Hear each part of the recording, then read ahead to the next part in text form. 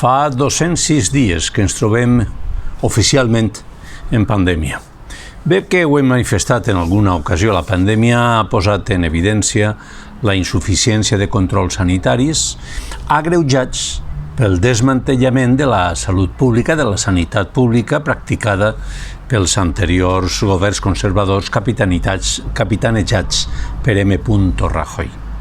Si observem les decisions que estan prenent les grans potències mundials i els països poderosos, veiem com estan utilitzant l'epidèmia com a laboratori d'enginyeria social, tot i posant a prova la resiliència de poblacions sotmeses a una campanya de por que creix de manera exponencial.